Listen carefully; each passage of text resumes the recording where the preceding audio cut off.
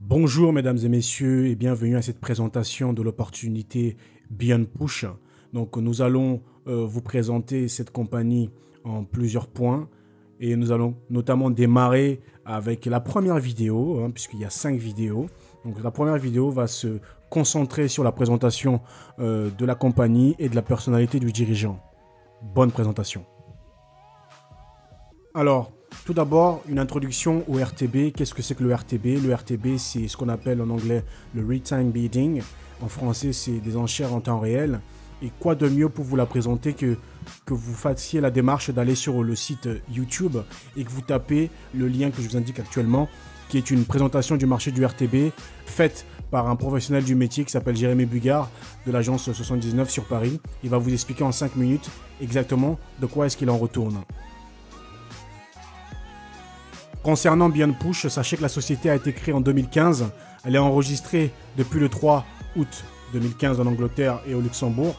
Cette compagnie permet aux membres d'investir sur le marché du real-time bidding afin de bénéficier de la croissance de ce secteur de la publicité digitale. Vous savez qu'il y a plusieurs typologies de publicité.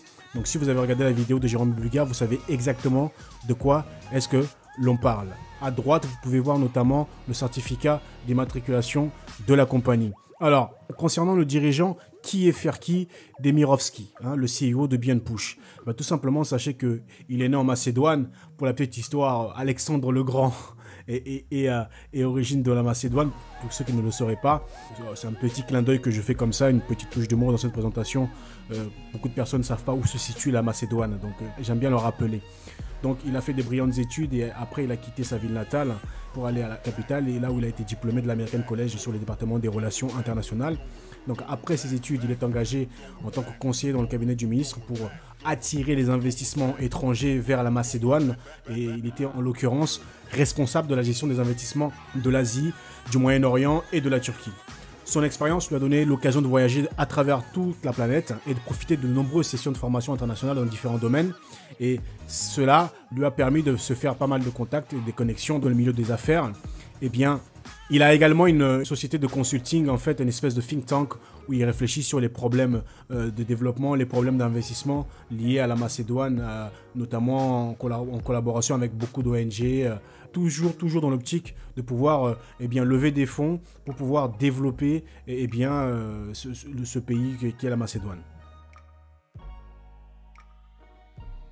Alors, pourquoi est-ce que le CIO va-t-il créer Beyond Push? Tout simplement, comme je viens de le dire à l'instant, à travers toutes les missions qu'il a dû faire, il a rencontré beaucoup de personnes, il a rencontré beaucoup de professionnels, et c'est comme ça, en fait, que lors d'une de ses missions au sein du cabinet du ministre, il va le découvrir, le marché du RTB, par le biais d'une entreprise qui voulait investir justement en Macédoine. Donc ce qu'ils ont fait, c'est qu'ils ont mis des fonds dans cette entreprise pour l'aider à croître, puisque était attaché à cette mission un programme d'aide aux entreprises innovantes s'installant en Macédoine. Donc ils mettent de l'argent dans cette compagnie qui évolue sur le marché du RTB. Cette compagnie grossit, génère pas mal de chiffres et après le CEO de cette compagnie va vendre la compagnie. Et quand eux ils vont faire le retour sur investissement, ils vont s'apercevoir que c'était vraiment un placement très très payant. Qu'est-ce qu'ils voient? Tout simplement ils voient une opportunité et il se dit ce serait bien que je commence à réfléchir à peut-être investir sur ce marché puisque c'est un marché de niche, c'est un marché que je ne connais pas. Je suis certain, c'est ce qu'il s'est dit, qu'il était certain en fait, qu'il y avait un secteur et qu'il y avait quelque chose à faire sur ce business-là. Il a commencé à réfléchir et 3 ans après, Beyond Push était né. Parce que c'est quand même un processus qui a duré 3 ans et parce qu'il avait d'autres missions et notamment auprès du ministre de Macédoine. Donc, il faut savoir qu'il a regardé quelle était la meilleure solution pour pouvoir développer ce type de business puisque c'est un business qui requiert beaucoup de fonds. Donc il s'est tourné tout de suite vers le multi-level marketing puisque vous pouvez bien comprendre que lui il n'a aucune expérience dans le multi-level marketing. Donc ils sont entourés de collaborateurs et qui savent ce que c'est que le multi-level marketing et il a démarché des leaders comme vous. Il fait appel à ces leaders-là qui eux ont une expertise dans le multi-level marketing pour pouvoir allier votre expertise du multi-level marketing à son expertise en termes de financement, en termes de gestion, en termes de management pour pouvoir faire grossir cette entreprise qui est Beyond Push. La société Beyond Push a 3 priorités.